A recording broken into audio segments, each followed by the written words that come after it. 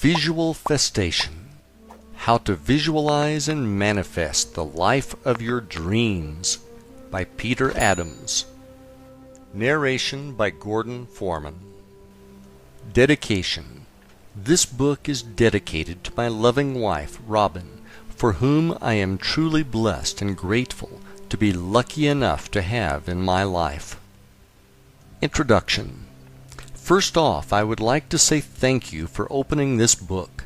I have read hundreds of great works from the ancient to the modern, and many are saying the same message, just in different ways. Everyone has their own style of expressing things, and I will be doing that in my own way through this book. What I have tried to accomplish in this book is to give you a simple overview of how I believe the universe works. From there, my goal is to help you define the life of your dreams. Lastly, I will give you the exact techniques which I have used and from which I have gotten amazing results in my life. I have used these techniques to work with the universe, and I feel as though my life is magical and truly blessed.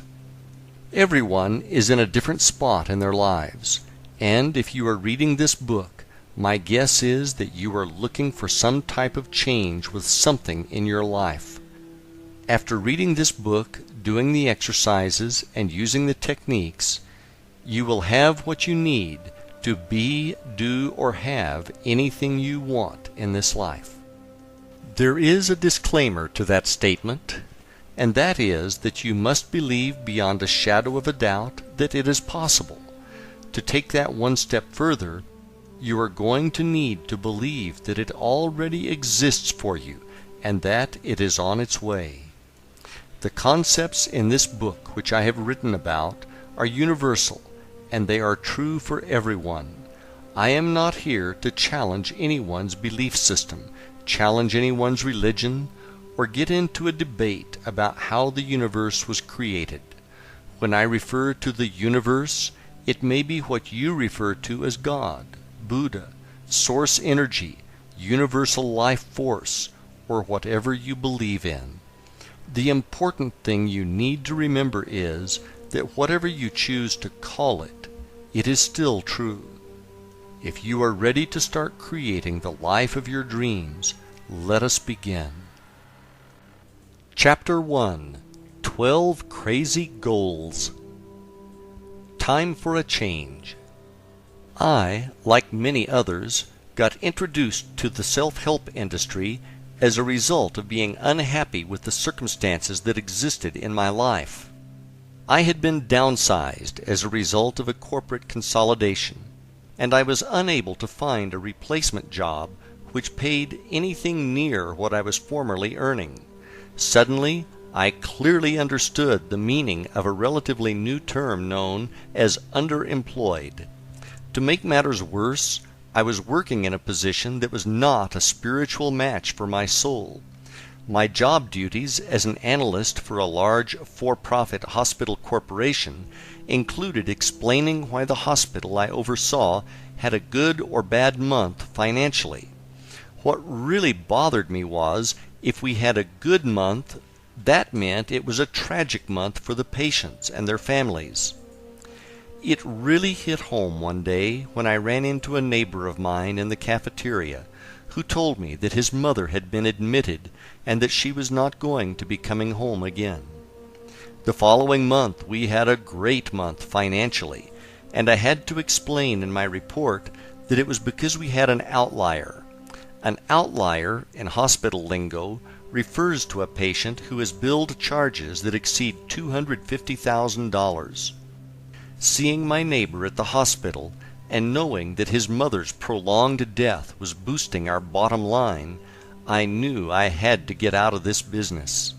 When it was bad, it was good, was not the kind of business I wanted to be in. Being unhappy with my professional life and simultaneously having financial challenges as a result of being downsized, I knew that I needed a major change. I don't remember how many times I could not sleep at night, and I would turn on the television to see Anthony Robbins' infomercial for his personal power system. I felt like he was really talking to me when he asked, "Are you ready to change your life? What are you waiting for?" The only problem I had was that I didn't have enough money or room on my credit card to buy his system. Well, the universe was not going to let money get in the way of getting personal power. The following morning I ran into my friend Ron on the beach, and he told me that he had just bought it, and that he would let me borrow it as soon as he got through with it. Now I was fired up, and I remembered Tony saying that we needed to take massive action on the infomercial. So, rather than sit patiently and wait for Ron to finish the course, I got started immediately and went down to the local library and checked out a couple of self-help classics. One was The Power of Your Subconscious Mind by Dr. Joseph Murphy, and the other was The Magic of Believing by Claude Bristol. After reading these, it was clear that we could make massive changes in our lives for the better through the effective use of our subconscious mind. Early one morning, while sitting down on the beach, I meditated on the question, what should I be doing with my life? After a few minutes of meditating on that question, a movie started playing in my head. It was crystal clear, and it showed me being a real estate broker who was very active in charities, and there were pictures and thank you letters on the walls of my office. I don't know how long the vision lasted, but when I came out of meditation, I had tears of joy in my eyes, and my body felt like it was buzzing from head to toe. Whatever this was, it was powerful, to say the least. Over the next few days, I pondered over the idea that the universe was telling me I should be a broker. Was that right? At the time, I saw myself as a real estate investor, and realtors were just people who got in the way of making good deals. I also had committed to opening a real estate investment company with a friend of mine who was moving to Florida, so I was going to make that my main priority. In the meantime, the movie got tucked away in storage, only to be recalled at a later date. Ron finally finished going through Personal Power, and as promised, he let me borrow it.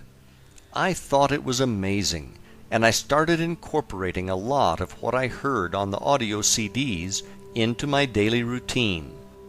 One of the things I really liked was what Tony called an hour of power. In his hour of power, he talked about getting up in the morning and spending an hour alone and following a routine which consisted of exercise, meditation, and reading motivational material. I made some tweaks to his program, and each morning after working out at the gym, I would drive down to the beach and spend 60 to 90 minutes on the beach doing my hour of power each morning before going to what I started to call my temp job. In my hour of power, I would get a cup of coffee at the local 7-Eleven and drive on to Siesta Key and down to Turtle Beach, which was at the southern end of the island. I would then grab my folding beach chair and a bag containing the books I was reading, a small copy of the New Testament, a notebook for brainstorming and scripting, my vision book, and my small notebook that contained my written goals. One of the things I started to notice was the fact that if it rained out and I could not sit on the beach for my hour of power, I could feel the difference in my energy level and mood. I would actually feel like I was mildly depressed, which was not how I wanted to start my day. One morning, while driving to the beach, I was listening to Tony Robbins talk about traveling across Russia on a train, and during the whole trip he worked on setting goals, then rewriting them bigger and bigger, until he was at a point where his goals seemed huge.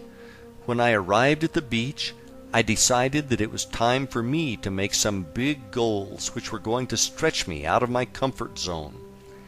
I took out a notebook and I started to work on goals which would cover business, health and fitness, travel, relationships, and my spiritual connection with the universe. When I got done with the list, I had 12 goals written down, which to me at that time seemed absolutely huge. I knew that if these goals came true, I would have the life of my dreams. The next thing I started to do was to work with my list of goals and try to develop what each one would look like and what it would feel like when it manifested.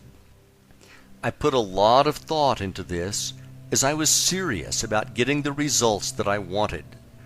What I did next was to create a small notebook in which I included some affirmations, a few quotes from the Bible about prayer, and a list of my goals. And after each of the goals I drew a smiley face or two to represent happiness and gratitude for its coming into my experience. Goal number 1. I am happy. The first goal was pretty straightforward, and it meant that I was happy with all aspects of my life. When I would read this goal, I would get into a deep feeling of gratitude for how great it was to be happy, and I would truly experience the feeling of being happy. Goal number 2. I have no consumer debt. The second goal was a real stretch for me at the time because I felt like I was being crushed by consumer debt. I had credit cards that ended up being maxed out as a result of me trying to subsidize my loss of income from the downsizing. I also still owed on student loans that helped me finance my undergraduate and graduate degrees. The payment on the student loans felt like a car payment for a Porsche that would never be paid off, and the minimum payment on the credit cards felt like a mortgage. Between the credit cards and the student loans, I believe I owed roughly $35,000. I wish that was all I owed, but it was not.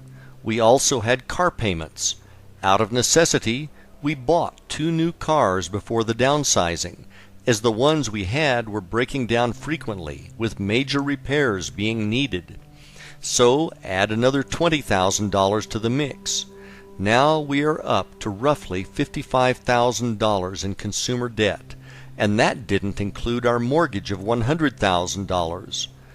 The one word which best described this feeling I had at the time was hopeless. Well, Tony said think big, so I was taking his advice on this one. To create the visualization for this goal, I would see myself going to the mailbox at the end of the driveway. When I got to the mailbox, I would open it up to find it either empty or just containing some junk mail. I would then feel how good it was not to have any bills in the mail. At the time I set this goal, I got a sick feeling in my stomach every time I went to retrieve the mail in the mailbox, as it would be stuffed with bills, late notices, etc.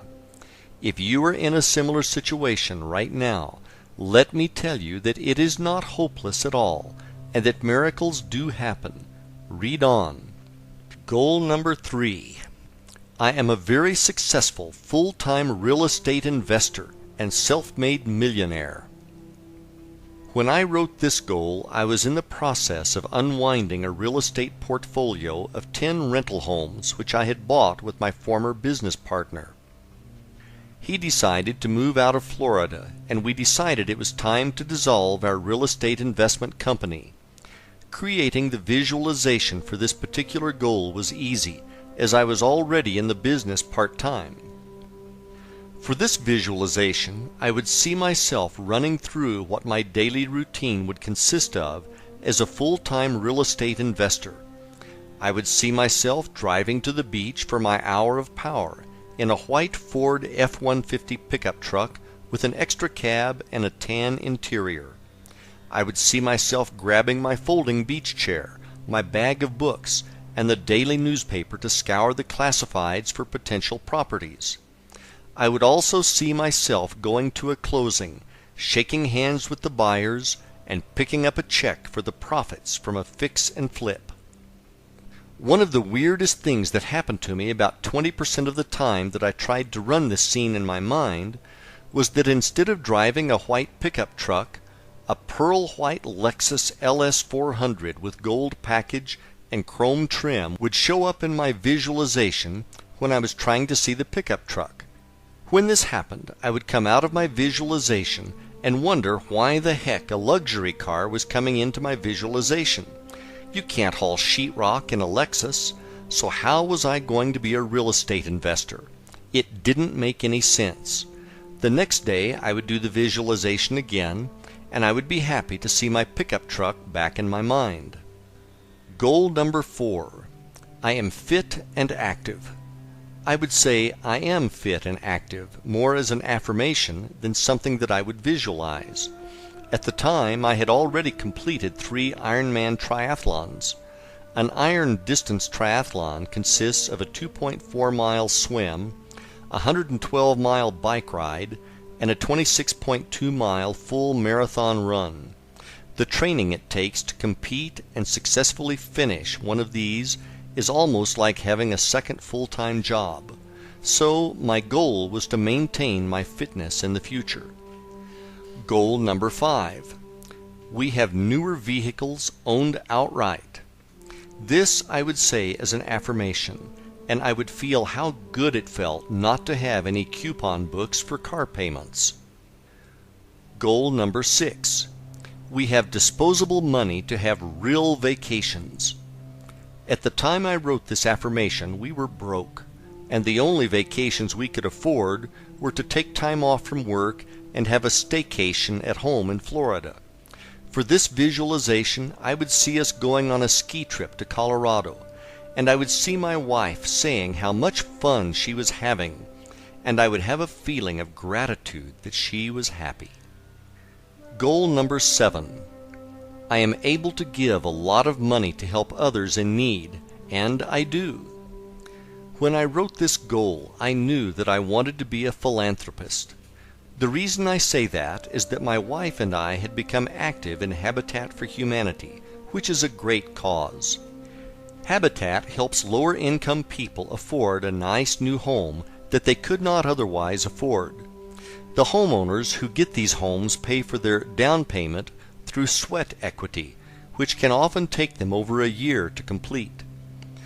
On one Saturday morning, I asked the construction supervisor what types of appliances came with the finished homes. He said that they just came with a stove and a refrigerator. I told him that my wife and I were moving from a house to a condo, and that we would not need our washer and dryer and would like to donate them if we could. The supervisor said that Mary, not her real name, could really use them, as she was a single mother with 4 children. We had actually been working on her house together that morning. I walked over to her and said that I heard that this was going to be her house. She replied with, "Yes, isn't it just beautiful?" I then asked her if she could use a washer and dryer for her new house, and that we had a set that we didn't need. I have a hard time describing what happened next. Mary screamed out, "Yes!" in excitement, and then hugged me. When she hugged me, this amazing feeling of joy rushed through my body. It was as if my whole body was buzzing. I had never felt anything like it before, but if this was what being charitable was like, I wanted to have this feeling all of the time. To visualize this goal, I would see myself being at the ribbon cutting for a new home to be donated to a family by Habitat. I would see myself being called up to hand the scissors and the keys to the new family. I could feel that feeling I had from Mary's hug, and I could see people clapping in joy for the new family. When I did this visualization, I would always end up with tears of joy in my eyes. Goal number 8. I live near the beach and have a beautiful home. This I said as an affirmation, and I would have a feeling of gratitude for how happy I was to live near the beach. Goal number 9. I own a large real estate portfolio. I also said this as an affirmation to reinforce goal number 3 of being a full-time real estate investor. Goal number 10. I am trusted by investors and have the ability to raise large sums of money. At the time I wrote this, I only had 2 investors who were really close friends. I would say this as an affirmation with the feeling that this was absolutely true. Goal number 11. I have a great relationship with my wife. I would say this as an affirmation, and I would feel gratitude for having my wife Robin in my life. Goal number 12. I have a great spiritual relationship with God. I said this as an affirmation, and I would feel gratitude for everything in my life, for the things that were on their way. What happened over the following 3 years of writing out these goals is nothing short of a miracle. Writing this down and realizing that this story happened to me inspires me even today. I was there, and I still feel a sense of bewilderment as I relay the story and sequence of events which came to pass to make my dreams come true. Without further ado, here's how it all played out on the universe's playground. I got a notice in the mail saying that my real estate salesperson license was coming up for renewal, and that I was required to take a mandatory continuing education class if I wanted to keep the license. I decided that it would make a lot more sense if I took a few extra hours and went for the real estate broker's license, and that way I could keep all the commission and could work independently. It was at this point that I remembered the movie that had played out at the beach, which had me being a real estate broker who was active in charities. Now that I was more spiritual, I started to wonder if this was what I should have been doing before. I signed up for the classes and began working toward my Florida real estate broker's license. With my broker's license, I could open up my own brokerage company. To adhere to the movie, I decided that I would give 10% of our gross commission from each sale to charity. On a Sunday afternoon in Sarasota in the spring of 2003, my wife and I were driving down to the waterfront to have lunch at a restaurant called Marina Jack. On the way, I stopped at an ATM to get $20 out. As we drove, we started throwing around names for the new charity-based brokerage I was going to open. We finally settled on the name Benefactor Realty, and we went into the restaurant for lunch. After lunch, we decided to walk along the waterfront park, which had a number of large sculptures on display. As we walked down the sidewalk, a man came up to us and asked us if we could spare any money. He needed $8 so that he could sleep at the shelter and get a meal and a shower. I put my hand in my right front pocket and pulled out $2. I apologized to him for not having more, but he thanked us graciously. As I walked away, I remembered that I had gotten the $20 bill from the ATM and that it was in my back pocket. I turned around and went back to the man and saw that another Good Samaritan was handing him a $5 bill. Telling him that his luck was changing, and now he was 2 for 2, I gave him the $20 I had found in my pocket. There was something different about this person. He did not look like the many homeless I had seen before. He was dressed in the clothes of a tradesman, and he had the clearest blue eyes I had ever seen. As he started to walk along the waterfront with us, he told us this story of how his girlfriend had hurt her back in a car accident, and how she had gotten hooked on pain pills. He said that he had tried to take the pills away from her, and she had called the police on him and filed a restraining order saying that he was abusive. Now that he could not go back to his home, he was worried that he was going to become homeless. To give him hope, I told him about the story of Og Mandino. Og was at one time in his life a homeless and hopeless alcoholic. Og started to read self-help books at the library and turned himself into a millionaire, a best-selling author, and an incredible motivational speaker. I also told the man that he should get his hands on a Bible. At that moment, he reached into his pocket and pulled out a small, brand-new, white-covered version of the New Testament. I don't know how I did this, but I went to look for the verse from the Gospel of Mark that I read every day on the beach, and as if by magic I hit the exact page on my first try. I read him the verse, I then went to find the verse from Matthew that I read in my hour of power, and again I hit the exact page on my first try. I read that verse to him, and after telling him that everything was going to work out, I handed him back his copy of the New Testament. He thanked us again and said that we had really helped him out. After I had walked about 7 steps away from the man, I got this rush of energy that I can only describe as what happens on that old television series, The Highlander, when Duncan MacLeod goes through a quickening. I could feel my whole body tingling the way it did the day Mary from Habitat hugged me. All I know is that whole experience was strange, to say the least. I also remember wondering if that was somehow a test to see if I was serious about having a company called Benefactor Realty and about giving to charity. Not long after that, I opened up Benefactor Realty and began to work as a real estate broker part-time when I was not at my temp job. Fortunately, most people who have jobs do most of their looking at properties on the weekend. One Sunday afternoon, on our way back from looking at a restaurant site on the East Coast, I received 2 calls saying that offers we had put in for a buyer had gotten accepted, which was great news, as we had another property go under contract on Saturday.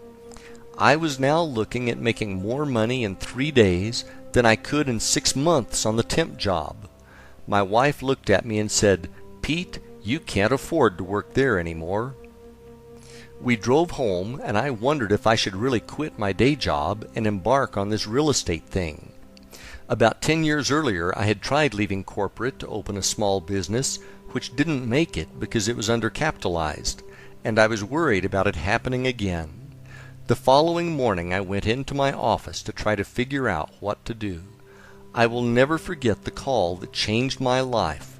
It was around 10 a.m. on Monday morning when my office phone rang. It was my good friend Bill. I had worked with him, and we had been downsized together by our former, now bankrupt, employer.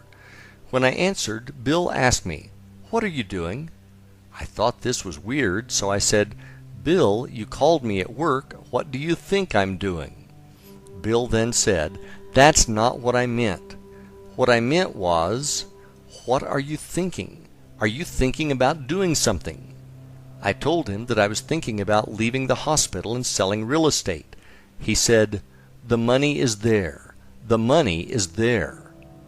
Bill then told me that he had been meditating at the lake by his house when a message came beaming in from the universe which said that he needed to call me and give me the message that the money is there. You can't make this kind of stuff up. As if getting 3 deals under contract was not enough, now I had the universe calling me on the telephone. Not being one to question the universe, I immediately sent an email to my director to tell him I was going to be resigning. A few minutes later he called me to tell me that he was happy for me, and that he knew it was only a matter of time before I left to do something with real estate. I then went to meet with my original investors and asked them if they would be interested in investing with me again. This time it was going to be as a private line of credit for my new company. They were excited about the new opportunity and wrote me a check on the spot. Bill's words were now echoing again, and the money really was there. Driving back home on my normal route that week, I looked off to the side and saw a pearl white Lexus LS400 with chrome trim and the gold package with the for sale sign on it. I pulled into the parking lot and walked over to the car. It was the car that had kept popping up in my visualizations. It was not a car that looked like the car. It was the exact car.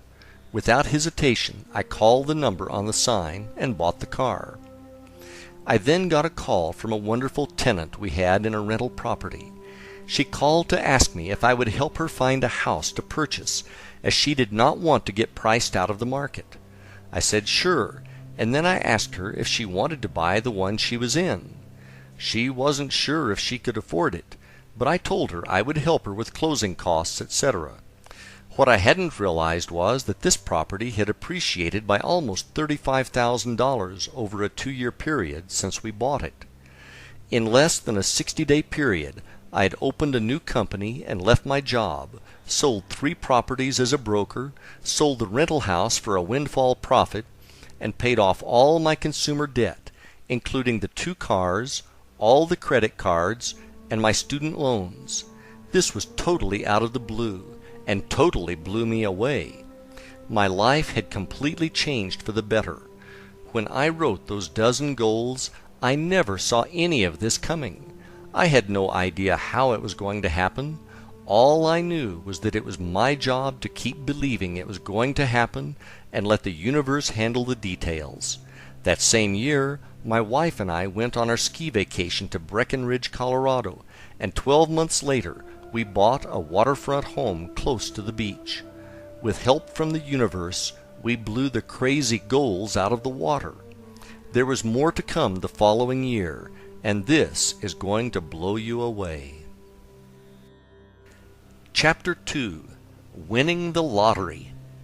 After an unbelievable year during which all of my goals and dreams came true, I started to think about what else there was that I truly wanted to experience in my life. My life had become almost magical. It was clear that there was nothing that I could not be, do, or have if I practiced faith and used my visualization techniques.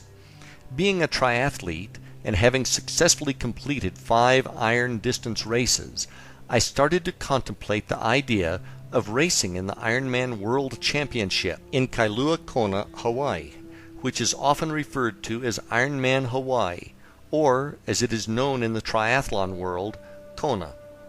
Anyone who has ever competed in an iron distance triathlon will tell you that being fortunate enough to compete in the Hawaii Ironman is like winning Wimbledon, the Masters, and the Super Bowl all in one day. Before I get into my next Ironman experience, let me give you some background behind the event. The history behind the Ironman triathlon. The Ironman in Hawaii is a legendary race. It came into being after a group of athletes were drinking beer at the Oahu Perimeter Relay post-race party in 1977. They were debating which type of athlete was the fittest. There was disagreement over who were the most fit athletes. Some said that cyclists were the most fit, others said runners were the most fit, and still others said that swimmers were the most fit. To settle the score, they decided to put it to the test. So they formed a new race that combined the 3 major endurance events they had on Oahu. They combined the 2.4-mile Waikiki rough water swim, the 112-mile Around Oahu bike race, and to top it off, they added the 26.2-mile Honolulu marathon course. They deemed that the winner of this race would earn the title of Ironman. The first Ironman triathlon was held in 1978. There were 15 brave and also crazy participants who competed in the first race. The really remarkable thing about it was that they did not know if anyone could possibly finish the race.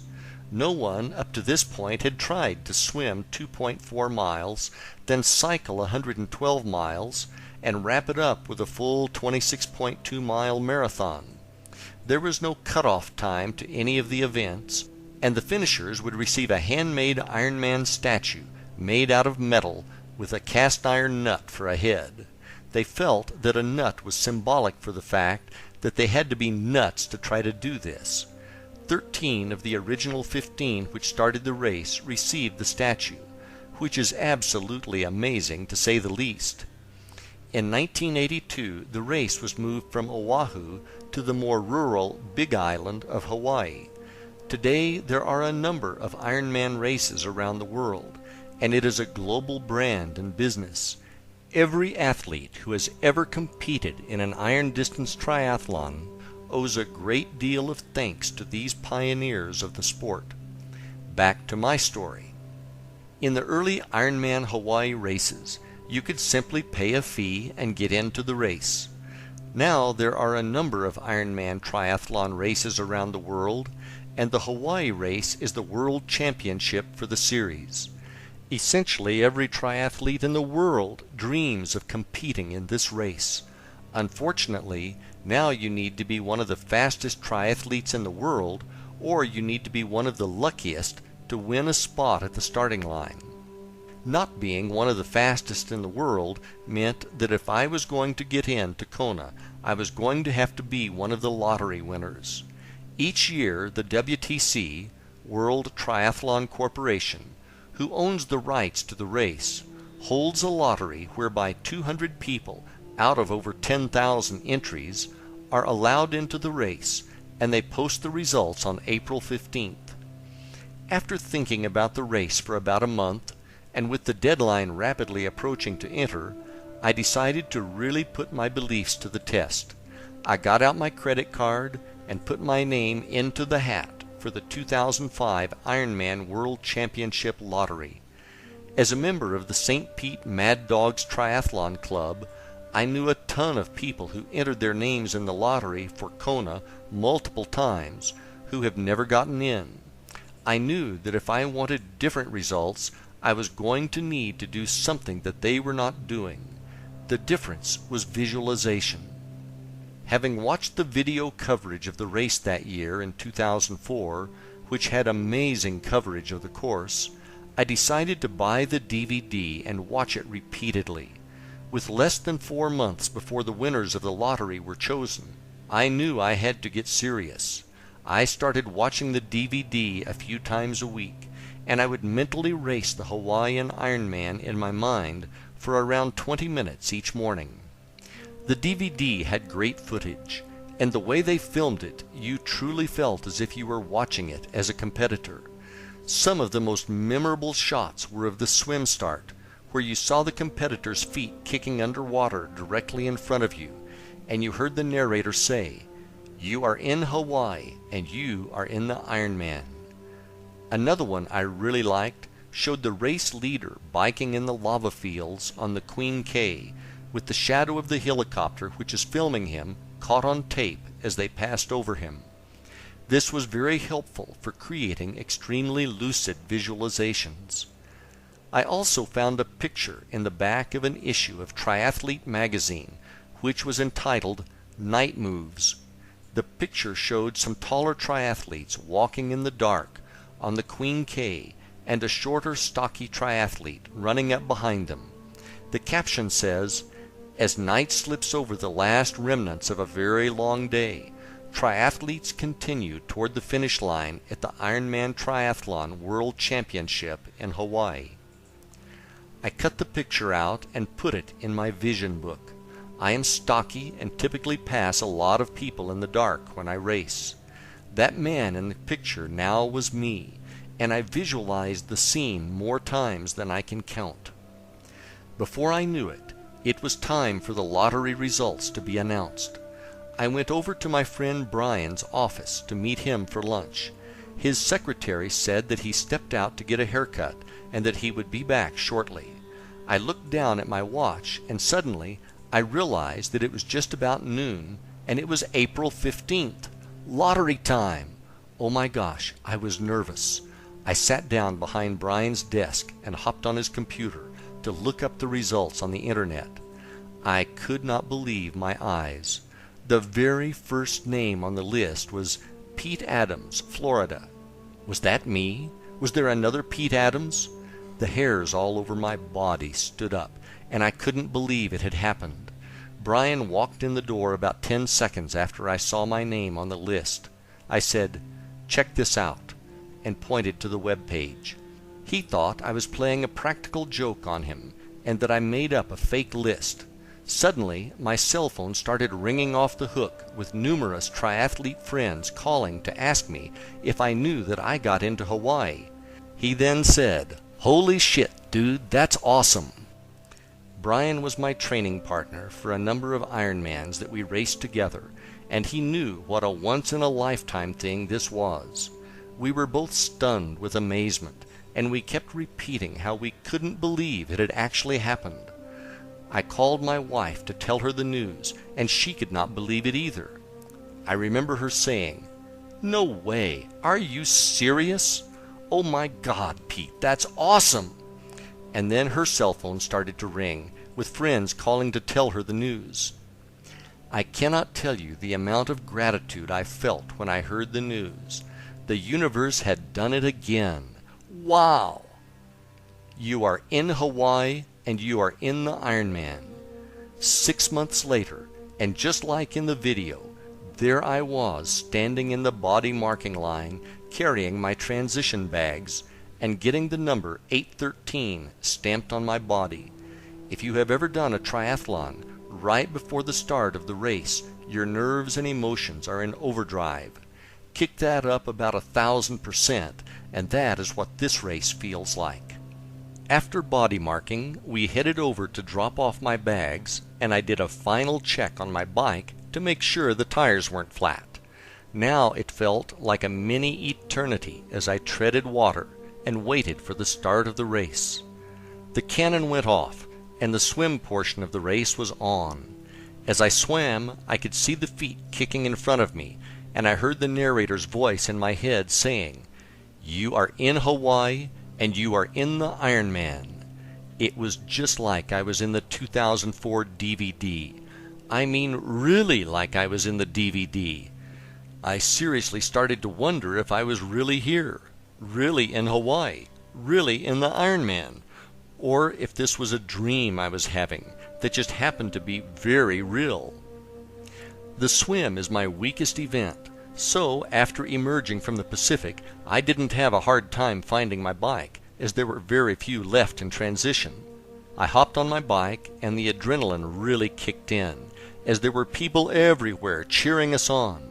In town, there is a loop at the beginning of the bike course, and I passed my wife and friends who were cheering me on 2 times before leaving town. After passing them at Hot Corner for the final time, I rode up Palani Road and then out to the lava fields on the Queen K Highway.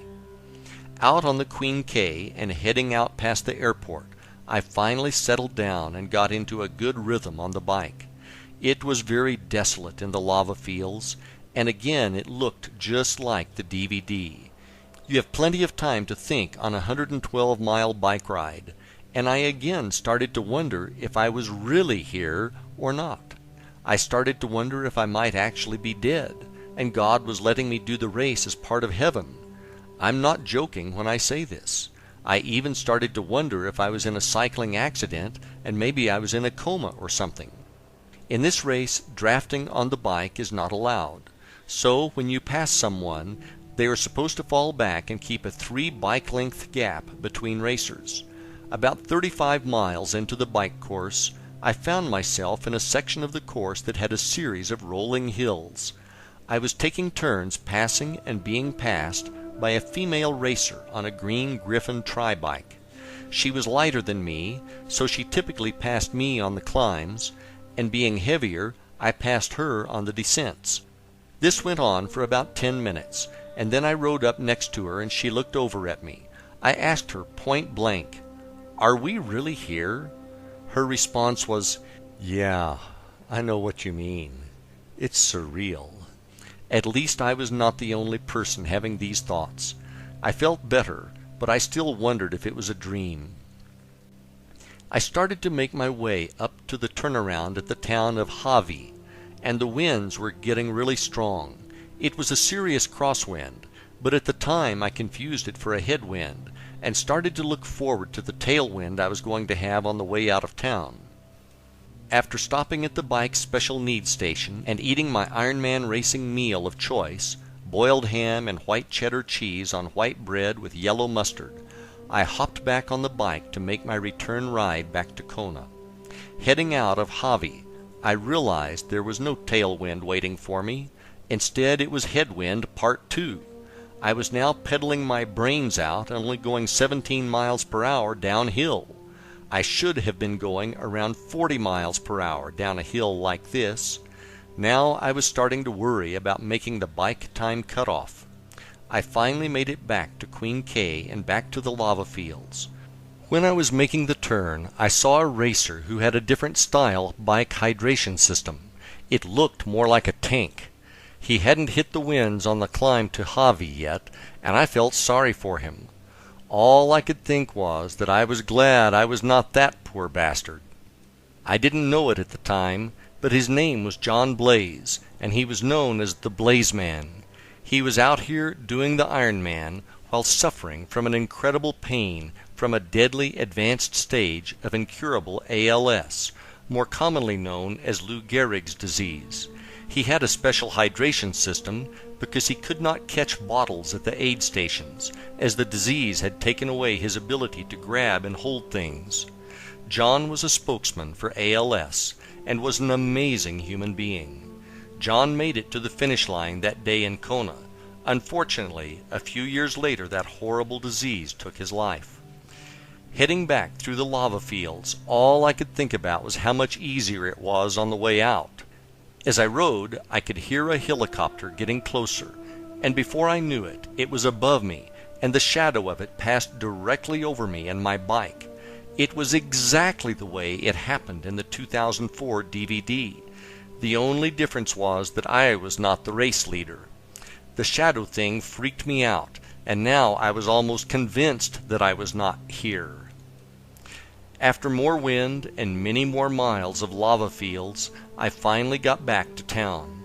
The first person that I recognized in hours was my wife, who was cheering me on from the road below the Kona Brewing Company. It was so good to see her, and she was cheering me on and saying, "Looking good." For a moment, the pain in my back, neck, legs, and buttocks temporarily lessened, and I headed down to T2 to put on my running shoes and start running the marathon. I rolled out of transition and headed up to Hot Corner, where my wife and friends were cheering me on like I was going to win this thing. I actually felt pretty good, and I shook off my bike legs in just a few miles. I took a couple of turns and ran up Alihi Drive, going past Island Lava Java, which was absolutely packed with cheering fans. The view of the surf crashing across from Lava Java was absolutely awesome, and I felt much gratitude and gave thanks to God for letting me be in Hawaii and do the Ironman. After a few more miles, I saw Sarah Reinhardson running toward me. She was like a rock star out here, complete with her own van with a film crew. Everyone knew her name and went crazy. For those of you who don't know who Sarah is, she was a lead story in the 2004 Ironman DVD. Sarah is a challenged athlete who as a child had a tissue disease and had to have her leg amputated above the knee when she was very young. In 2004, she attempted to be the first above-the-knee amputee finisher of the Hawaii Ironman. If you watch her story on the 2004 DVD, you'd better have some Kleenex handy, because it is a real tearjerker. In the 2004 race, Sarah didn't make the bike time cutoff and was not allowed to continue on. In 2005, she was back in the race with a fitted bike from Trek with the words "Unfinished Business" painted on the frame. When Sarah and I passed for the first time, I knew that she was going to make it this time. She was running strong, and she had a smile on that made everyone around her feel good. Sarah knew she had this one in the bag, so it was time for her to enjoy her journey. I finally caught up with Sarah and made the pass. I really didn't want to pass her because I was having way too much fun being near her and basking in her glory. When the people cheered for Sarah, you just felt good to be near her, and it took your mind off of the pain. It was almost like a contact high. If she could be out there doing this grueling event on one good leg, you'd better not start feeling sorry for yourself. After heading out of town and watching a beautiful sunset over the Pacific, I started out toward the airport and the infamous Energy Lab. At this time of day, the Energy Lab was not viciously hot, which it is famous for when the pros come through. On the way out, I got to see Sarah again. She was pretty hard to miss with the film crew chasing her with mics and spotlights in hand.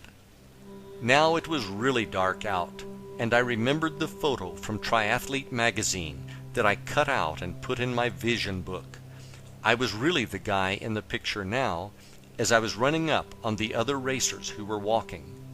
Now all I wanted to do was get back to town before I got in a wreck with some overzealous fan on a mountain bike. The course now was pitch black, with the exception of the aid stations, which had lights powered by gas generators. All I had to do was keep running to the next set of lights, where I would be greeted by the nicest volunteers in the world, and I would make it home. The mantra now was just keep moving, just keep moving. I finally made it out of the darkness and reached the outskirts of town and back to civilization. With every step I could hear the announcer and the cheering crowd get louder and louder. I ran down Palani and through Hot Corner and took a left. Now I was running parallel to where the finish line was, and I was close, but not there yet. My everything ached with every step of that run on the final few miles back to Alihi Drive. As I got closer, I remembered the advice that a friend of mine gave me when he heard that I got into Kona. He had done the race a few years before, and he said, "Whatever you do, don't race hard down the finishing chute. Take your time and enjoy it. You will never forget it as long as you live. Trust me." The last 2 miles felt as long as the previous 24. Where was the turn? I kept thinking. Finally I saw a police officer blocking traffic, and I knew that was where it was.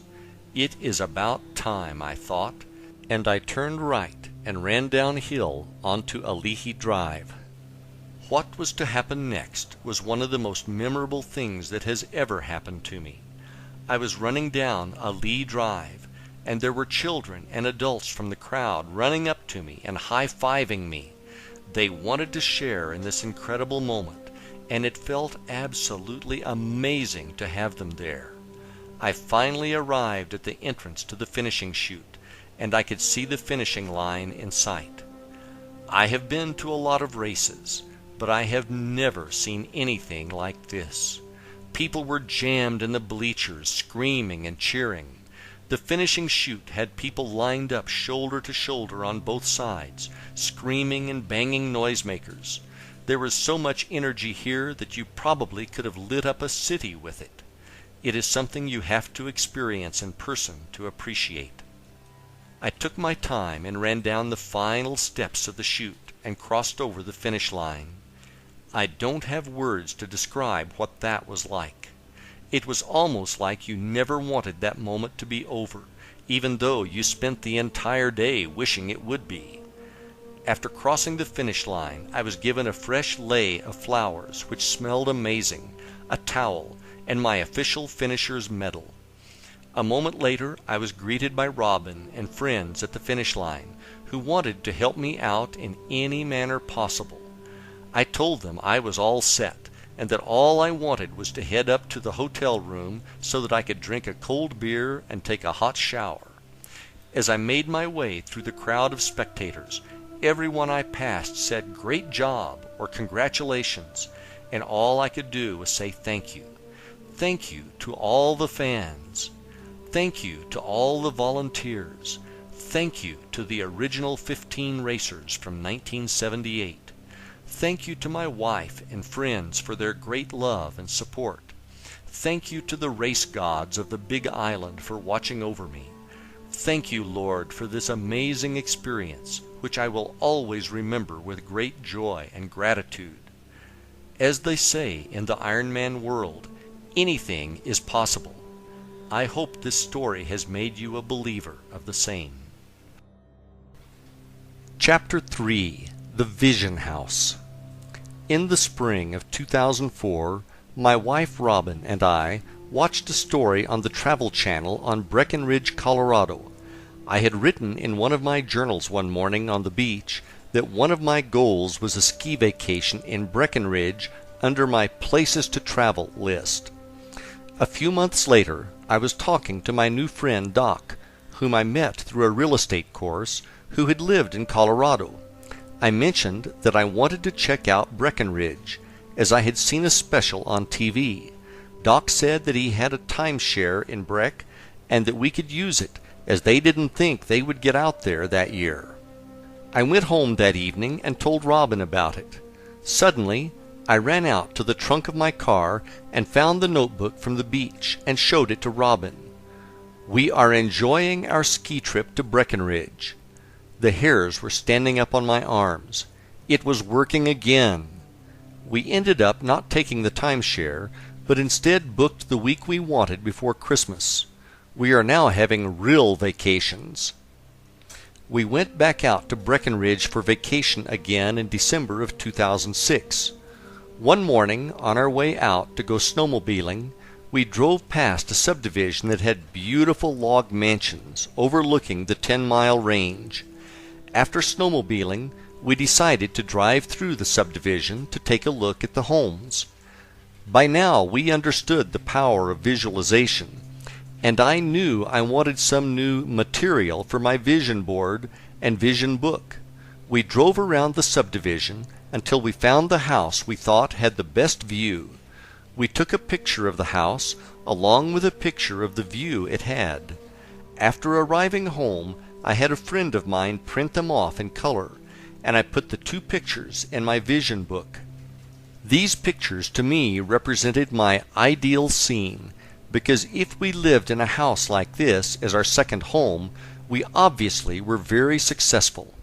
What I would visualize was that I would be having conference calls with our asset managers, and after these meetings I took the afternoon off to either go skiing or play golf, depending on the season.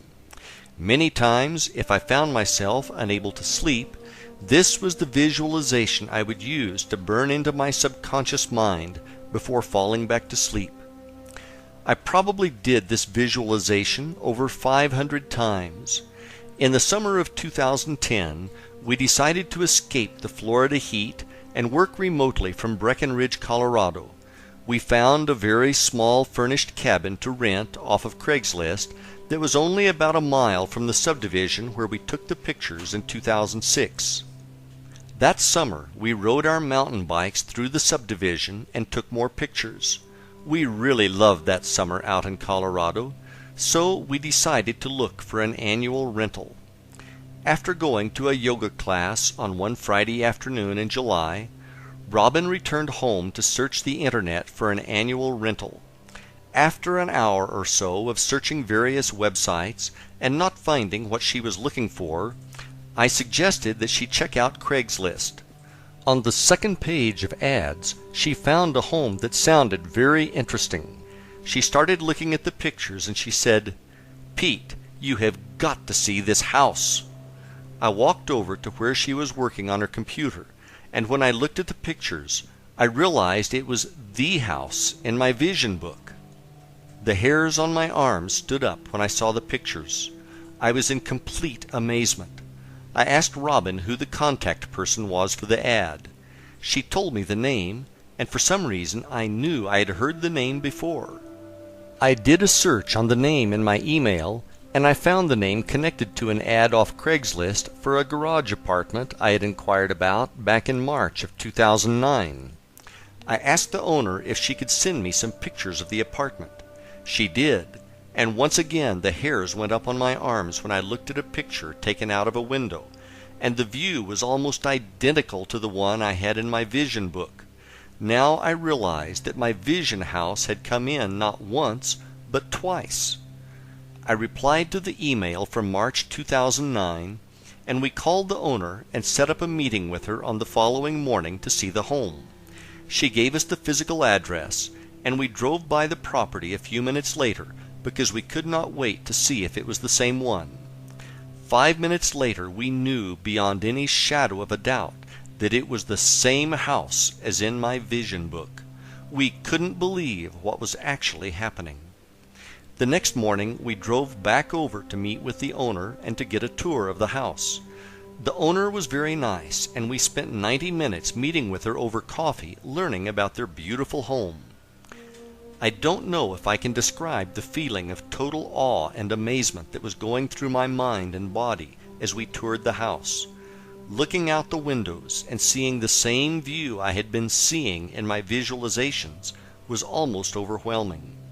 We talked with the owner regarding what a strange coincidence it was for us finding each other twice off Craigslist in 2 different years on 2 different ads. We didn't mention the pictures from 2006, the vision board, or the visualizations of doing conference calls with the asset managers, etc. We were worried that she would think we were delusional and had stopped taking our medication or something. We told her that we were interested and asked her to send us an application. We then drove off to go mountain biking in Colorado Springs, and the rest of the day we kept asking ourselves whether or not that had really happened. It was so unbelievable that it was almost too much to comprehend. It proved that creative visualization worked. I mean really worked. These experiences were manifested, and it had nothing to do with fate or coincidences or whatever. We all have the power to create the life and circumstances in our lives which we desire. I hope that you have found my experiences to be an inspiration to you. Chapter 4. Quantum Physics and Energy. Quantum physics is a very complicated subject, and I honestly cannot say that I am an expert on the topic. Rather than make this a technical discussion on quantum theory, I prefer to simplify it for you. In short, everything in our universe, when broken down into the smallest building blocks, is one thing, and that is energy. Everything you see, feel, taste, etc. is composed entirely of energy. You may never have thought of this before, but you are also comprised of energy. If you looked at your body through a very powerful microscope, you would see that, at the smallest level, you are in fact energy. To take it one step further, your spirit or soul, whichever feels more comfortable to you, is also energy. In this case, it is divine energy. Is it a wave or a particle? Quantum physics is the study of subatomic particles, the smallest building blocks of matter, and how they react. One of the most fascinating things that scientists discovered is that when they measured subatomic particles, depending on the test performed, the result was that the particle could either be a particle or a wave.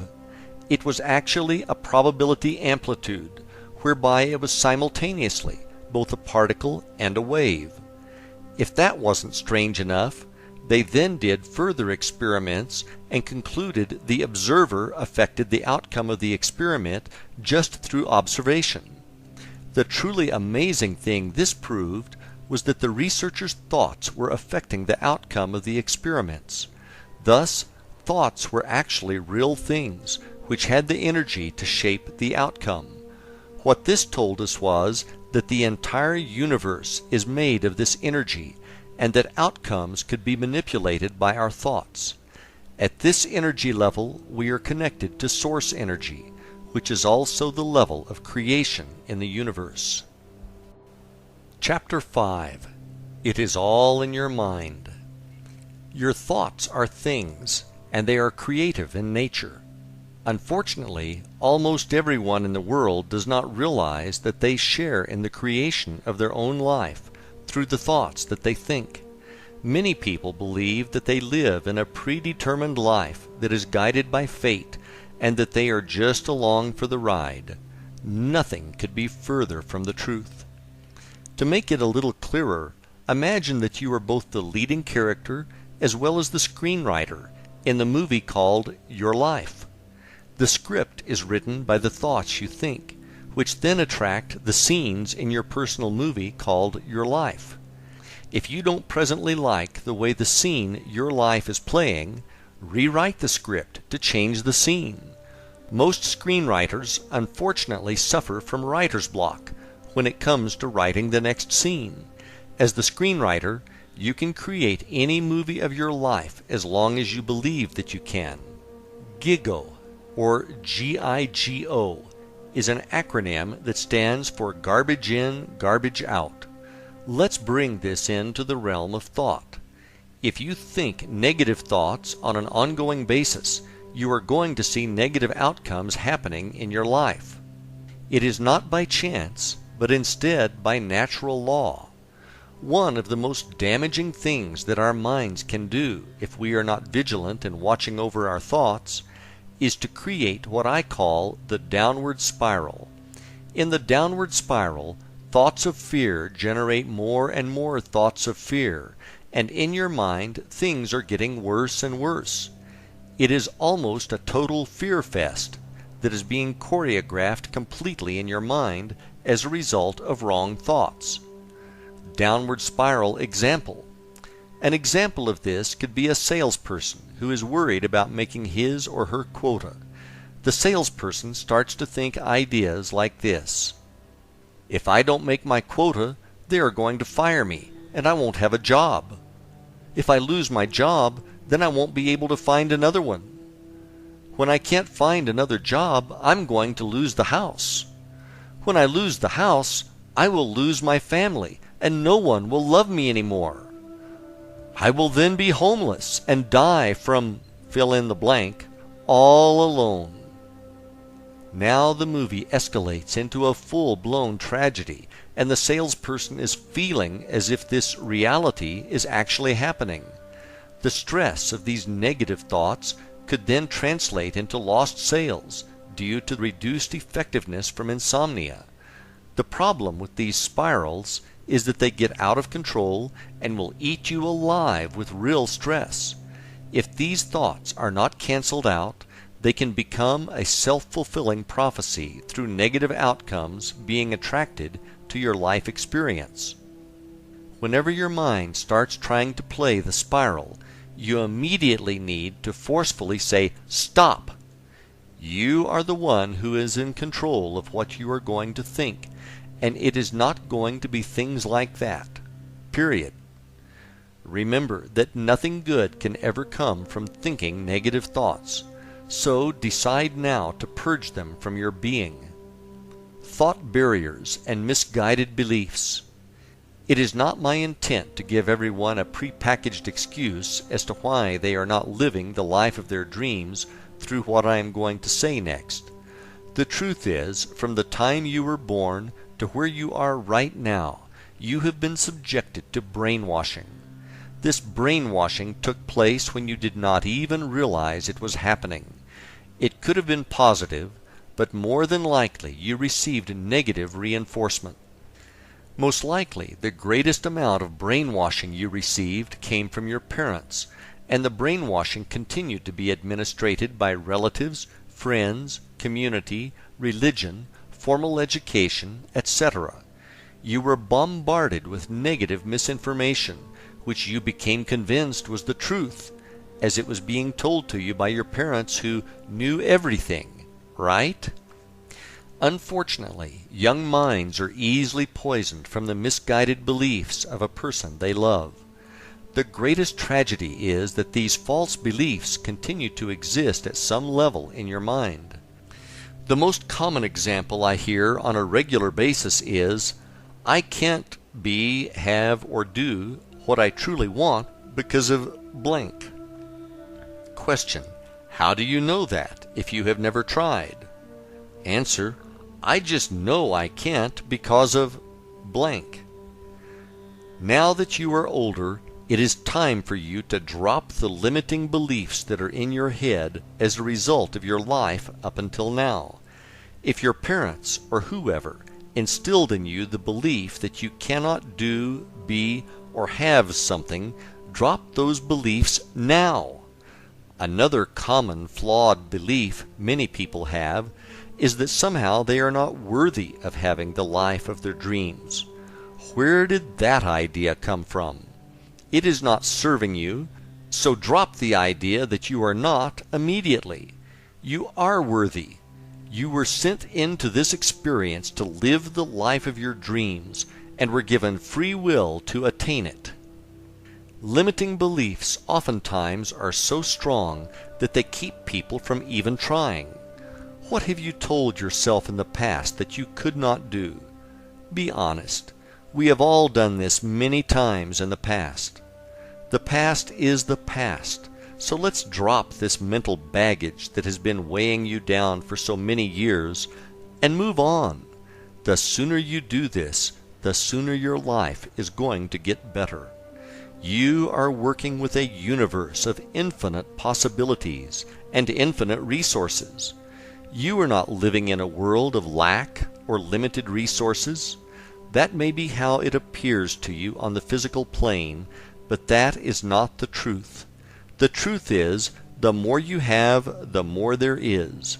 The universe is constantly expanding, and everyone can have everything they want, if they believe they can, and if they are willing to do their part. What should I be thinking? That is a good question, and the answer is straightforward. You should be thinking about what you want in your life, and not worrying about what you don't want in your life. I am sure you have heard the common phrase, "When it rains, it pours." What you may not have realized is that it is a time-tested example of the law of attraction in action. As an example, let's say your automobile breaks down, resulting in an expensive repair at the garage. After you pay the mechanic, you hop back in your car, and all you can think about is how broke you now are. 10 minutes later, your cell phone rings, and it is your spouse calling to tell you that the air conditioning stopped working. With dread, you start to worry about how you're going to afford to pay for it. Then you realize the traffic ahead of you is stopped, and you notice too late and plow into the back of the car in front of you, badly damaging both of your vehicles. The next day, your boss asks you why you need an advance on your paycheck, and you respond with, "You know what they say, when it rains, it pours." What you think about and focus on is going to show up, so you need to be sure that what you are thinking about is a match to what you want to manifest in your life. If it is more money that you want, you need to get into the feeling that you already have plenty and are blessed with abundance. If this is the first time you've heard this, it might sound delusional, but it is not. The feeling in this case is a vibration that is being sent through your thoughts out to the universe. A mismatch in vibration will be corrected over time by the universe. In this case, it may be the temporary appearance of a money shortage. If you refuse to buy into the appearance and hold steadfast to your belief by feeling that you have plenty, the universe will bring the circumstances needed to match your vibration. The universe can do this in an infinite number of ways, one of which might be you suddenly land a huge client for your business, or, out of the blue, you receive a check from Uncle Bob, who just sold his company for $10 million and is feeling generous, or a $1 million idea comes to you about an invention you are working on. To people on the outside, this will just look like luck. There is no such thing as good luck or bad luck. There is such a thing as positive or negative expectations. These expectations that you have, whether positive or negative, will attract either good circumstances or bad circumstances, which will show up in your life. We are going to go through some exercises in Chapter 8 that will help you define what it is that you say you really want. Once we have defined it, we can then build upon that to create the techniques we will use later in the book. Chapter 6. Feelings and Gratitude. Simply put, like attracts like. So, you need to do a really good job of monitoring the thoughts you are currently thinking, as they will lead you to a state of feeling either good or bad. Think of your feelings as an early warning system to what you are thinking. If you feel bad about something and continue focusing on it, you are going to amplify that bad feeling. Through amplifying that bad feeling, you are going to attract into your life more of what will make you feel bad. That is absolutely not going to be a favorable thing for you when you get more and more things to feel lousy about. One of the best examples I have heard about the law of attraction is this. Imagine that the universe is a giant mail-order company, and the way that you place your orders is through the thoughts you are thinking. On the other side, imagine that there is a shipping clerk filling your order. The shipping clerk does not know if size 8 will fit you. All the clerk knows is that is what you ordered. Therefore, it must be the size you wanted. Sometimes these orders get shipped to us with bonus extras, which could be really good or really bad for that matter, based on what we are thinking. The good thing about all of the orders we place is that they can be canceled before they are shipped through a change in our thinking. The best thoughts by far that we should be thinking are thoughts that give us a feeling of gratitude. Through feeling gratitude, we are telling the universe thank you. When we feel gratitude, we are connecting directly to source energy through love, which is the most powerful force in our universe. When you express a true feeling of gratitude to the universe, you are doing a lot more than giving thanks for your current blessings.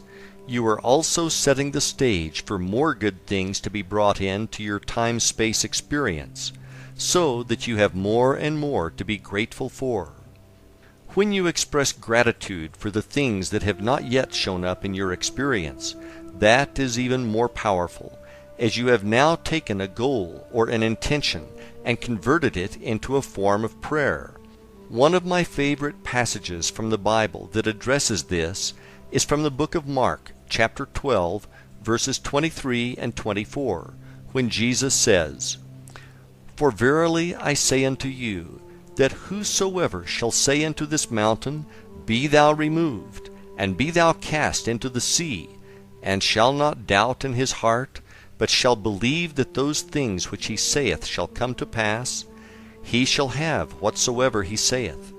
Therefore I say unto you, what things soever ye desire when ye pray, believe that ye receive them, and ye shall receive them." That is one of the most powerful statements ever told about how to create whatever it is that you wish to experience. Jesus is telling us point blank how to create miracles in our lives. Many people equate the word miracle to something that is incredibly large, such as taking a few fish and a couple of loaves of bread and feeding thousands of people. That is not what I am saying at all. A miracle could be that you are in a terrible car accident and walk away from it without a scratch. Another could be that a medical lab test comes back negative, or that money from an unexpected source shows up precisely when you need it.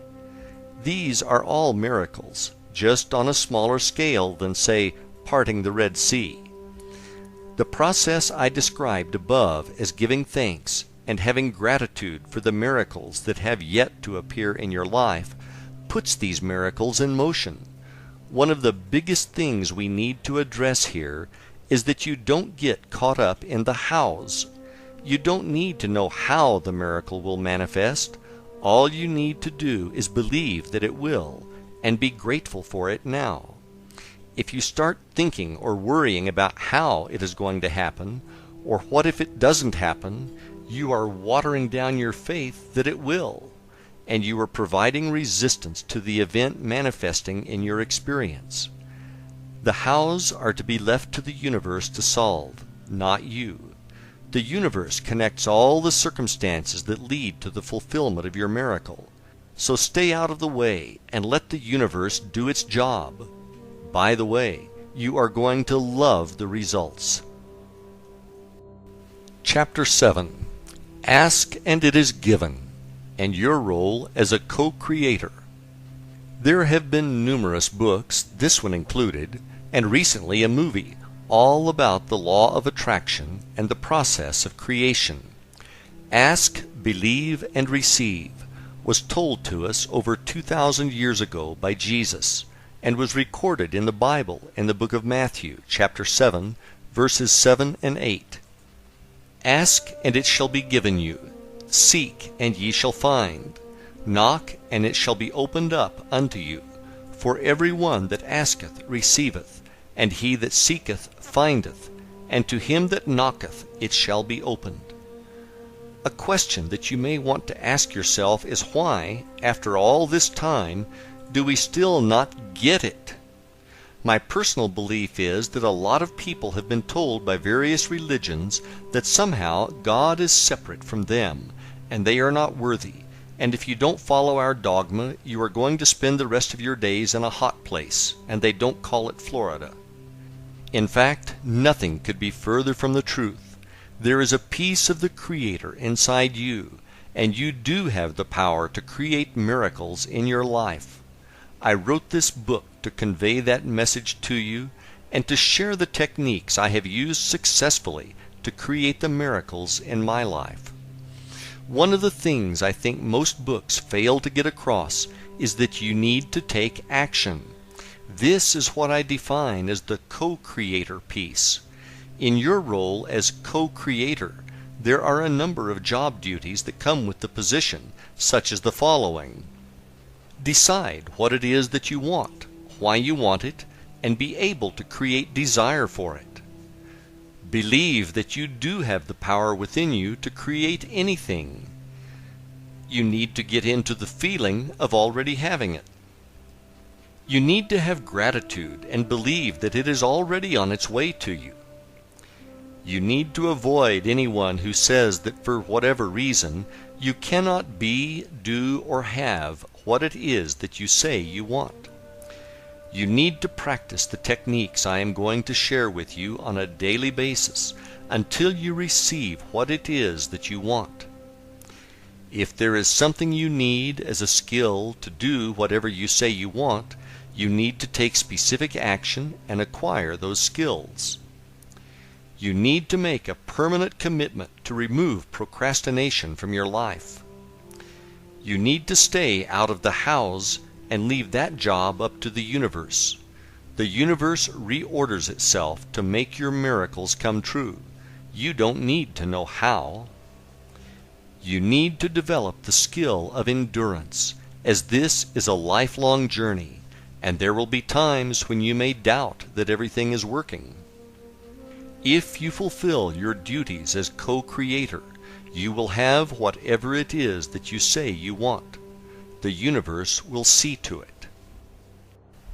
Chapter 8. Defining Your Dream Life. 3 not-so-simple questions. Ask yourself, what would I be if there was nothing that I could not be? What would I do if there was nothing that I could not do? What would I have if there was nothing that I could not have? These are not philosophical questions. These are very important, very deep, and very personal questions. These are not questions that you can answer quickly, unless you have already been asked and answered them before. The answers to these questions will tell you what you really should be doing with your life. This is no time to be thinking small, so I want you to come up with answers to these questions that are so huge that if they happened, you would be so completely blown away beyond your wildest dreams. When you are working on the answers to these questions, don't let your mind say things to you like, "You can't do that," or "You'll never have that." Your mind is just talking trash, so tell it to be quiet. The whys. Take your time answering these questions, and feel free to supersize your order. If you can imagine it, you can have it. Once you have your major life goals written down, I want you to write each one down on the top of a separate piece of paper. Below that, I want you to write out all the reasons why this goal is so important to you. And next to each of those reasons, I want you to write out the feeling you have associated with this reason. Your feelings are the real underlying reasons why you want to achieve these goals. This is a good thing because if you dig down deep enough, you will find that the answer in its simplest form is love. With love comes passion, and that is a very powerful force of attraction in our universe. Ideal scene. Once you have your list completed, I want you to take a few minutes and imagine that it is now 5 years in the future, and everything on your list came perfectly true, and that it is now your present reality. See yourself in the movie that is playing on the screen of your mind, with all of these things being true. When you are ready, grab a notebook and write out precisely in detail what this scene looks like and how it feels. I mean really feels to you. Soak up all those awesome feelings associated with these things being true in your experience. Does that feel great or what? Congratulations, you have just defined your ideal scene, which is also known as your end result. Now you not only have a destination for your journey, but you already know what it is going to feel like when you get there. Now that you have this, it is time for you to learn the techniques which will bring your ideal scene into your reality, along with all those good feelings that come with it. Chapter 9. Goal Setting. The importance of having goals cannot be overstated on the journey to living the life of your dreams. When I talk about goals, I am not referring to New Year's resolutions, where people resolve to lose weight and they go to the gym for 2 weeks. I like to think about goals as being similar to mile markers on the road to your destination. In this case, that destination is your ideal scene or your dream life. One of the best things about setting and achieving your goals is that it puts you in as an active participant in creating whatever it is that you say you want. If you want to have the life of your dreams, you are going to need to take action. Dreams with deadlines. Another way to think about goals is to think about them as being dreams with deadlines. Many people are actually afraid of setting goals, as they immediately start to have thoughts such as, what if it doesn't happen? How bad will I feel then? If this sounds familiar to you, you're going to need to make those feelings about goals to be something that is now in your past. Another error many people make is that they will set a goal, but they fail to set a date for its achievement. When I am ready is not a deadline. It is a delay tactic for avoiding taking the actions required.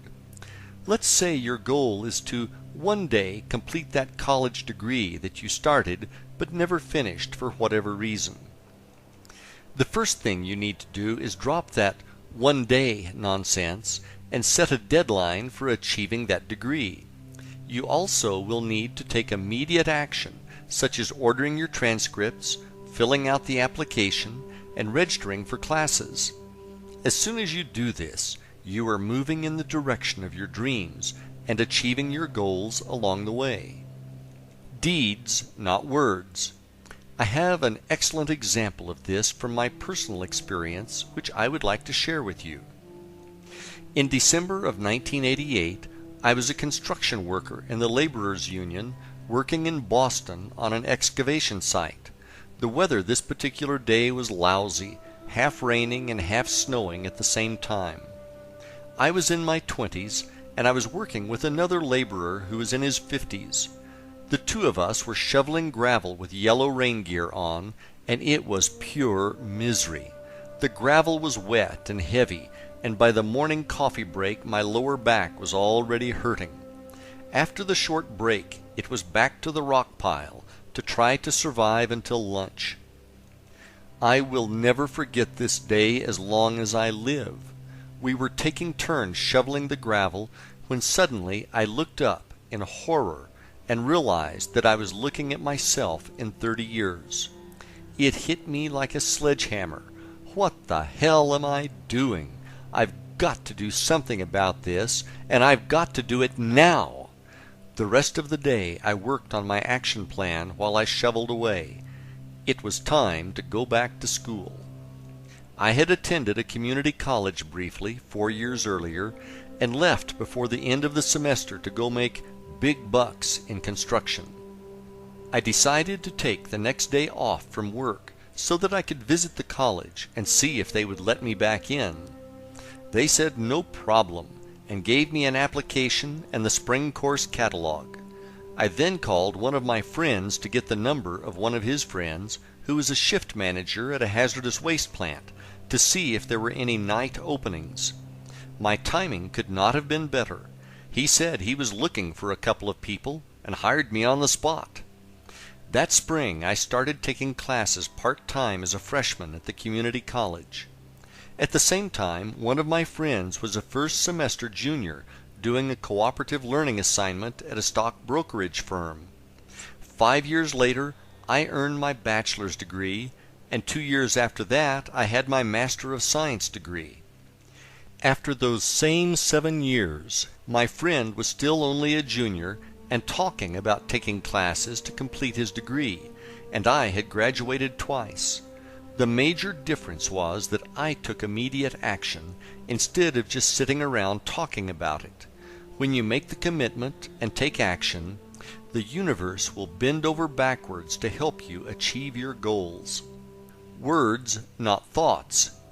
Your goals need to be written, and you need to review them on a daily basis. Simply put, if they aren't written, you don't have them.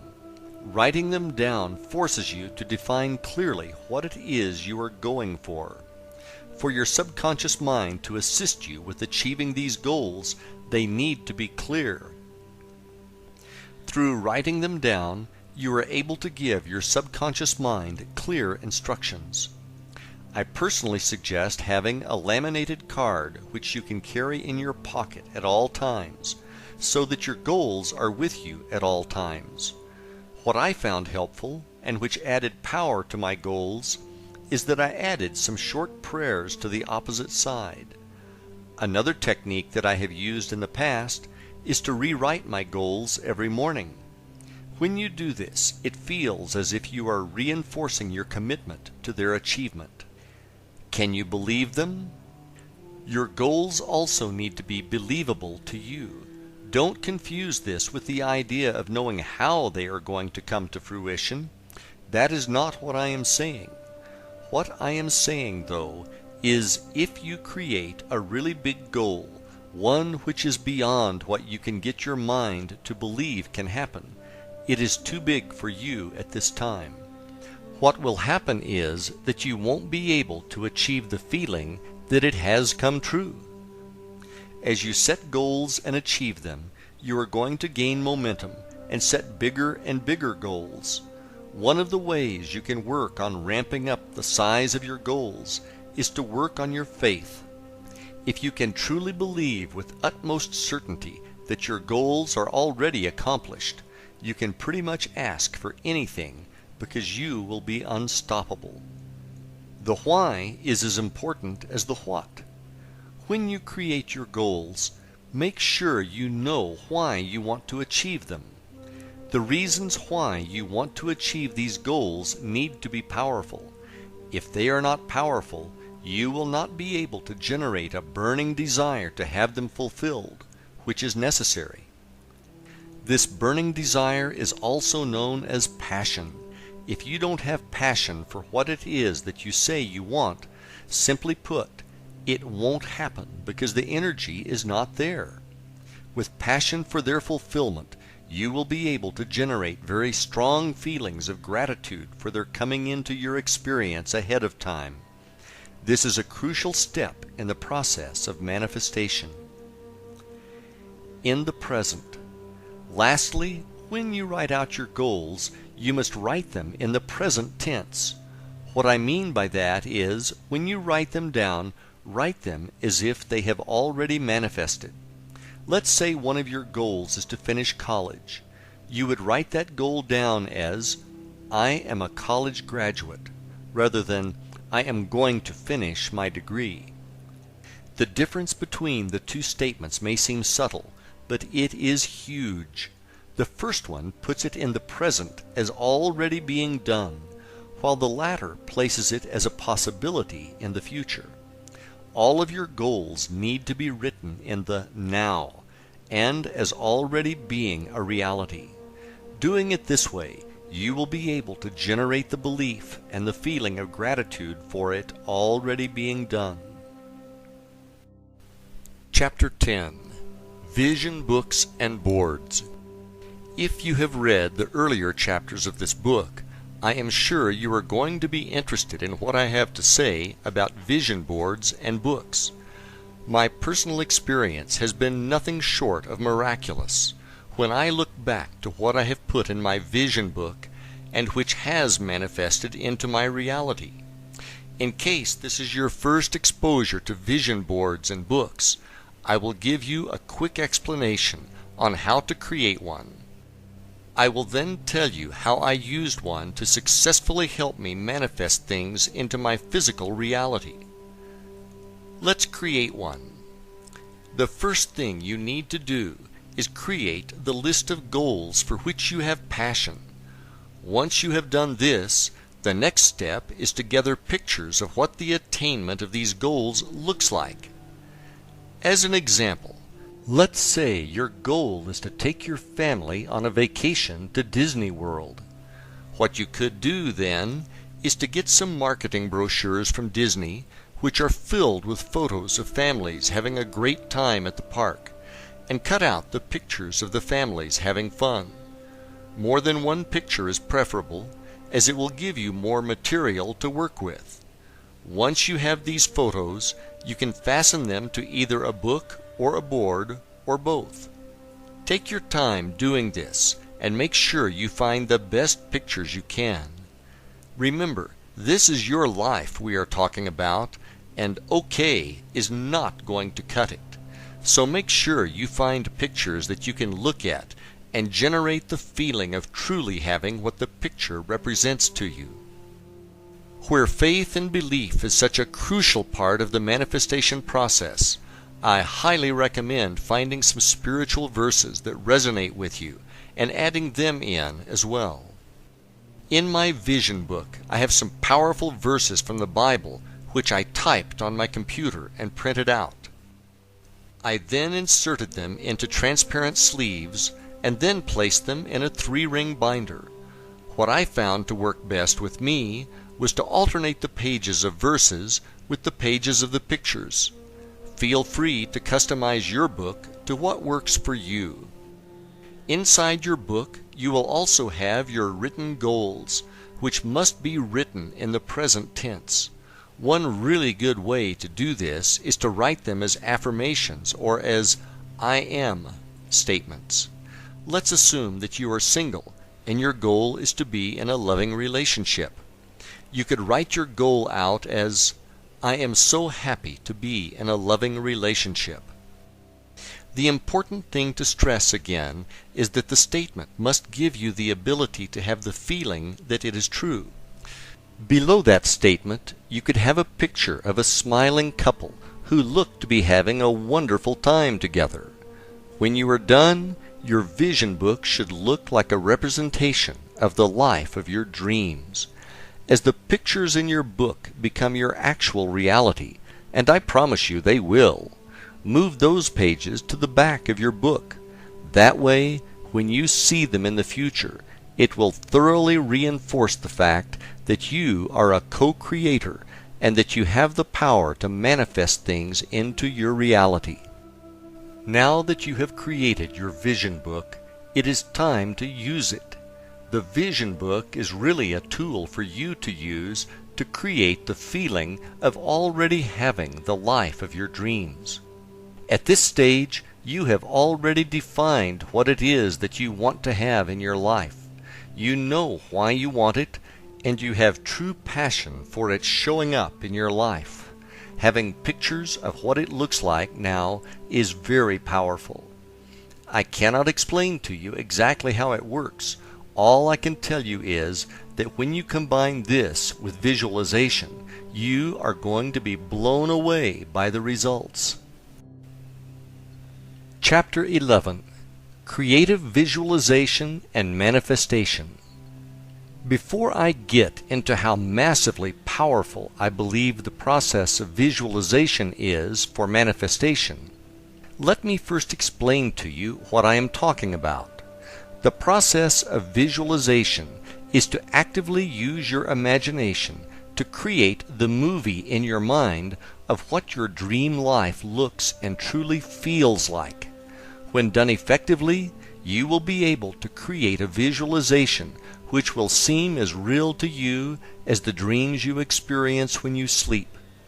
I am going to go through the techniques I practice, and if you want to learn more, I suggest reading an excellent book entitled Creative Visualization by Shakti Gawain.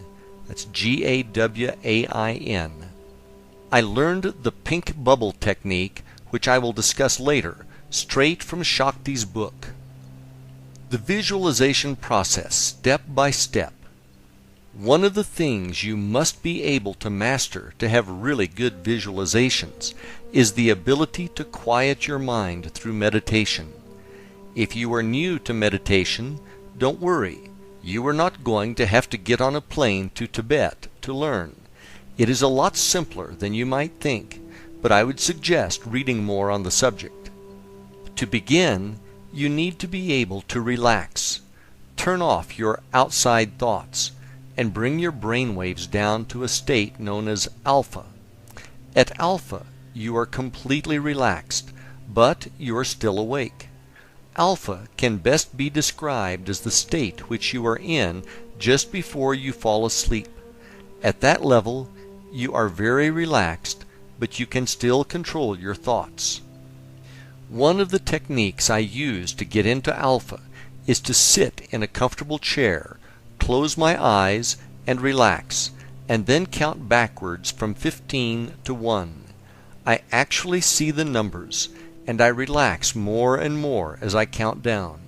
Finally, at 1, I arrive at alpha, and I am completely relaxed. Once you are at alpha, you can begin your visualization process. When I first started to practice visualization, I would get into alpha and imagine a beam of white light passing through my body from the heavens to the center of the earth, and it would flow in and out with each breath, and after a handful of breaths, I would feel a sense of connection with the universe. Once I was at this level, I would begin my visualization process, which would last between 5 and 10 minutes, and I would step into my dream life, or ideal scene, where all of my goals had manifested. An important note I would like to add here is that when you are in your ideal scene, you are not visualizing about how it is to come about. Instead, you are enjoying being in the end result. One of the most important things you must have when visualizing is the ability to generate the feeling of joy and love that it has come true, and to bask in that good feeling. We live in a feeling universe, and these good feelings you experience are going to attract more experiences for you to have good feelings about. Eventually, these good feelings will be accompanied by the actual manifestation of the end result into your reality that you are now visualizing. Before you come out of your meditation, imagine the ideal scene now surrounded by a pink bubble, and get into a feeling of total joy and gratitude to the universe for bringing this to you. The next thing to do is to see the pink bubble float higher and higher, getting smaller and smaller as it rises to the heavens and eventually disappears. Now slowly open your eyes and realize that you have done your part, and the universe will bring it to you. Know and feel this to be true without any doubt. In the pink bubble technique just described above, the color pink is associated with love, which is the most powerful force in the universe. The bubble floating to the heavens represents detachment from the outcome, whereby you are not worried about it coming true because you know that it is true. My personal successes. I personally cannot tell you how truly powerful I believe the power of creative visualization to be. My personal belief is that when we are practicing the techniques, we are truly operating as co-creators with the universe and operating in the field of infinite possibilities where anything and everything can be created. There is going to be a time delay between practicing your visualization exercises and when the things you want to show up in your reality arrive. If you were someone who could operate at the vibration level of a Christ or Buddha, the time delay would be much shorter. The most important thing you need to do is believe with faith that it is done and on its way to you, and that it is only a matter of time before it shows up. The coolest thing is when it does show up, you will never see it coming ahead of time. When you look back, though, sometimes you will be able to connect the dots. A great example of this is when what appear to be challenges in our lives show up. Sometimes the challenges are precisely part of the universe's plan, and they are actually events needed to create the circumstances for our dreams to manifest. We don't realize this because we are not able to peek behind the curtain to see how it is all actually happening. Don't become disappointed by mistaking challenges as anything other than everything working out perfectly. When your dreams manifest, and they will, you will see that it was all part of a master plan to get you where you say you wanted to be, do, or have. Acting as a co-creator and through using creative visualization, I have and continue to manifest miracles in my life. If you regularly practice visualization, the miracles that show up will be yours. And is that going to feel good or what? I do need to make you aware of something before we close this chapter. Sometimes, for whatever reason, you are going to have days where you seem unable to get into the zone and will have difficulty visualizing. On an occasional basis, this happens to me as well. Don't worry about it. When this does happen, and it will, just work on one of the other techniques, such as scripting, which we will discuss in the next chapter. This will keep you on track and focused on your path to the life of your dreams. Chapter 12. Scripting. Scripting, which is sometimes referred to as journaling, is a great technique I use regularly to get into the feeling that my dreams have manifested. It is a really easy exercise to do, and it is great when you are pressed for time.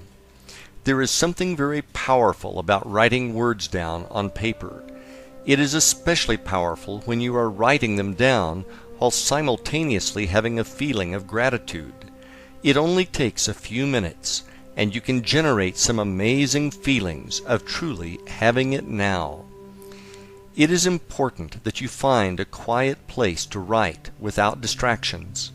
From there, break out your paper and pencil and start writing about the miracles that you want to have materialize in your life, and the associated feelings of joy and gratitude now that they have become your reality. You should be able to generate the same level of feelings when you are scripting as you do when you are having a good day visualizing. What I normally do is start off with a statement such as, "I am so happy about blank," and then I start writing about and describing how good it feels to have blank in my reality. Sometimes I will focus on practice scripting on one of my goals. Other times I will script for a longer period of time and write about my entire ideal scene and the feelings of joy I have for it manifesting into my life. Don't worry about your penmanship or spelling when you are doing this exercise.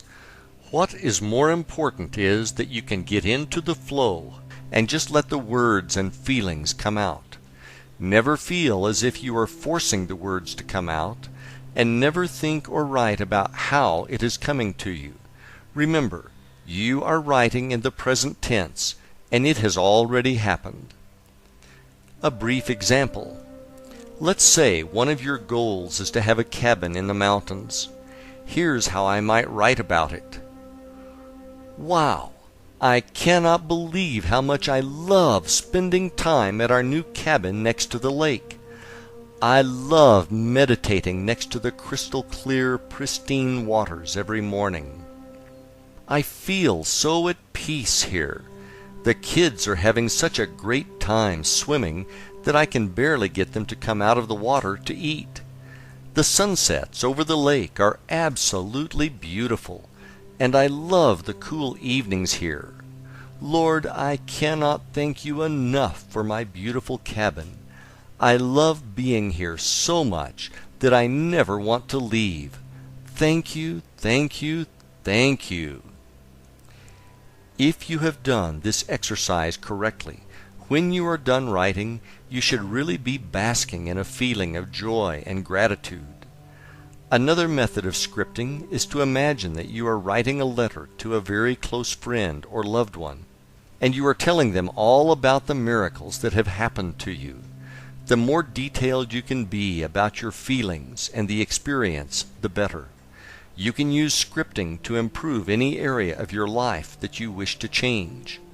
One of the things that I do when I am scripting is to add the pink bubble visualization technique when I am done writing, thereby releasing it to the universe to manifest it back to my reality. Chapter 13. Affirmations. Affirmations are powerful statements that you repeatedly say aloud back to yourself.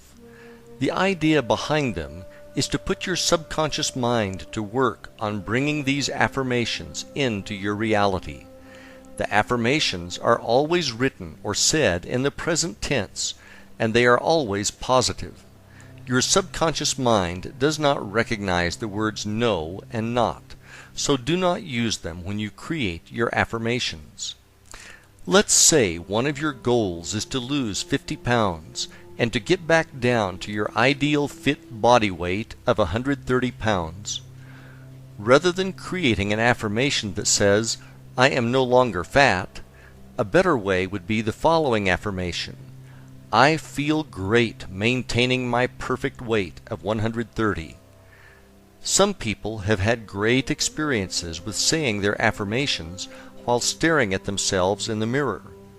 The technique which resonated best with me was to add this specific language to my affirmations. At the beginning, I would add the words, "In an easy and relaxed manner, in a healthy and positive way, I am now," then state my affirmation. And then I would close with, "In its own perfect time, for the highest good of all concerned, this or something better is now manifesting on my behalf." I have to credit Mark Allen for this technique, which I learned from reading his book, The Millionaire Course. Example: one of my actual affirmations. In an easy and relaxed manner, in a healthy and positive way, I am now building financial success which is beyond my wildest dreams. In its own perfect time, for the highest good of all concerned, this or something better is now manifesting on my behalf. This was one of the affirmations I created back during the time I was working on my 12 crazy goals. In closing, I think the best method to practice affirmations is to create one for each of your goals and then to repeat them when you first rise and again just before sleep. Then visualize and see them as all being true in your mind before drifting off to sleep. Chapter 14. As If. Think, speak, and act as if is a technique whereby you get into the mindset and feeling of being, having, and doing. What you are doing is creating a state of mind in which you feel as if you have already achieved your goals, and you create these feelings ahead of the actual event. You also combine this with action and do the things you will do when your dream life manifests, as well as acquiring the knowledge that you will need to be ready when your goals show up. One of the things you may need to get over is the concept of make-believe as something only children play. You live in a world that is make-believe, and never forget it. Wherever you are in life right now is a result of what you have believed and made. Now that you have been told this, it is time for you to use this knowledge to your advantage. Think of this as being similar to your visualizations, except that now you are doing them and you are fully conscious. To better get this concept across, let me give you an example from my life. The color of money. A few years after I bought that white Lexus LS 400, which I wrote about earlier in the book, I found myself wanting the newer model Lexus LS 430. I put a lot of miles on the LS 400, and I loved the car, but it was starting to wear out after I put about 180,000 miles on the odometer. One of the things I liked best about the newer LS 430 was that they added a wood insert into the steering wheel and dashboard, which really dressed up the interior. Knowing the power of being a co-creator, I drove down to the local Lexus dealer and picked up one of their sales brochures, which had a bunch of great pictures of both the exterior and interior of the car. I then cut out the best picture of the car and put it in my vision book, and I put the brochure in my hour of power bag, which I brought to the beach each day. After a while, I really knew what my new car looked like. When I would walk off the beach and get back to the LS 400, I would imagine that I was opening the trunk of my LS 430, and I would get into the feeling of how great it felt to have this beautiful car with a fantastic interior. Another thing I would do is to visualize and see in my mind's eye the wood accent interior of the LS 430 while driving the LS 400. This technique worked best when I would drive in the early morning before sunrise. Another thing I would do to get ready for the LS 430 was research on various internet sites to figure out what the true market value was for each year. I would then shop for LS 430s on eBay Motors, and I would look at all the pictures that the sellers posted on their ads.